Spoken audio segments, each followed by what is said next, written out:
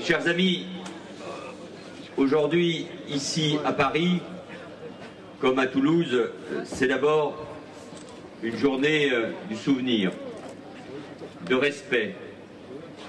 J'étais il y a quelques heures à Sarcelles, où l'on inaugurait une place et une stèle en l'honneur de Myriam Monsonego, de Gabriel et d'Arié Sandler et de Jonathan Sandler, leur père.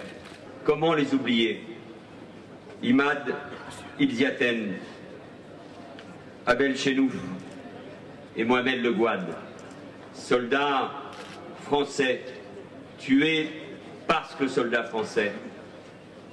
Cette émotion, cette force, cette dignité, c'est celle, je n'en doute pas, de l'immense majorité de nos compatriotes aujourd'hui, dans ce jour de souvenir, et c'est celle de la communauté juive de France qui se souvient, qui pleure parce qu'il y a 2 ans, le 19 mars 2012, on a tué des hommes, on a tué un homme et des enfants parce qu'ils étaient juifs.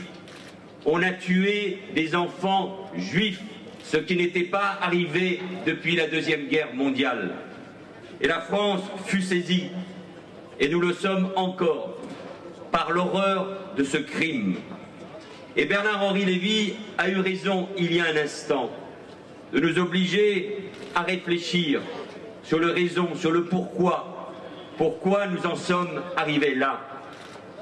Et dans ce pays qui est celui de lumière, qui est celui de valeurs universelles, qui sont les nôtres, mais que nous pensons aussi celles du monde, et pour lesquelles aujourd'hui encore, les hommes, des femmes se battent dans leur pays au risque de leur vie.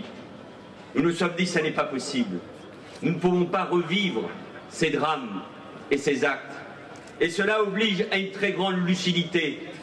Et la lucidité, c'est de se dire que depuis un certain nombre d'années, les actes antisémites, les actes anti-juifs sont en progression. Il ne faut rien cacher. Il faut faire toute la transparence pour mieux combattre cet antisémitisme. Et cet antisémitisme, cela vient d'être dit à l'instant, il est celui effectivement rance, vieux, d'une partie de l'extrême droite française. Cet antisémitisme, il faut le combattre avec la même détermination. Mais cet antisémitisme aussi, et c'est la nouveauté, il se nourrit de la haine d'Israël, il se nourrit de l'antisionisme, parce que l'antisionisme, c'est la porte ouverte à l'antisémitisme. Parce que la mise en cause de l'État d'Israël, État ami, État frère, que l'on peut évidemment toujours critiquer comme on critique tout gouvernement démocratique, ça vaut pour la France, ça vaut pour Israël, mais cette critique de l'État d'Israël, basée sur l'antisionisme, c'est l'antisémitisme d'aujourd'hui, c'est le refuge de ceux qui n'acceptent pas l'État d'Israël. Et c'est pour ça qu'il faut être d'une très grande détermination. L'antisémitisme aujourd'hui, il se nourrit dans nos quartiers populaires, il se nourrit des ambiguïtés sur le discours à propos d'Israël. Et c'est tous la représentation nationale, mais tous ceux qui ne peuvent pas accepter que la haine se déverse dans nos quartiers au nom de la critique d'Israël.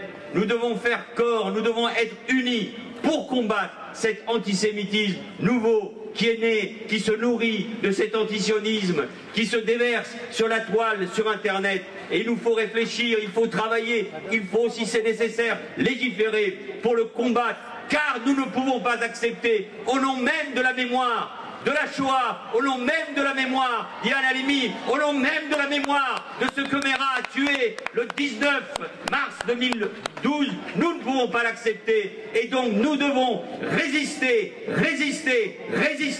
face à cet antisémitisme.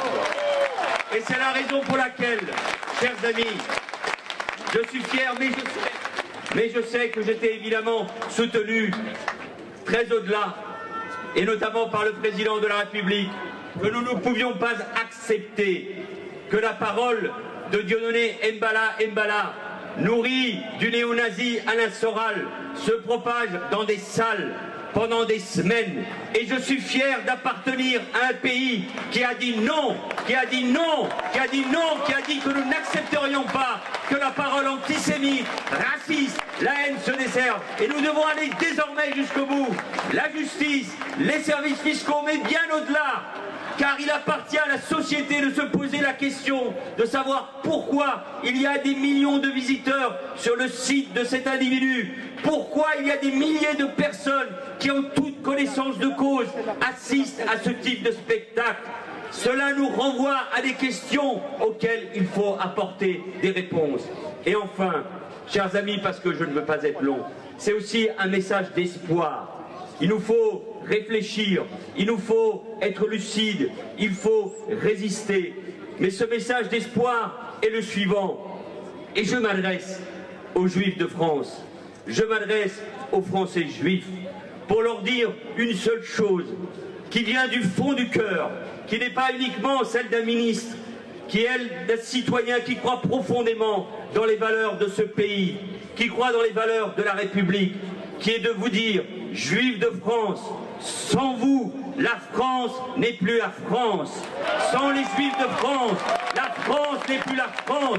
Nous avons besoin de vous, comme nous avons besoin de tous les Français, pour bâtir l'espoir, pour bâtir un avenir meilleur, pour faire vivre la République.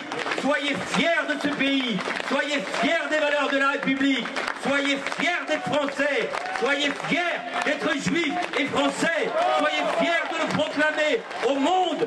Les Juifs de France sont plus que jamais les Français à l'avant-garde.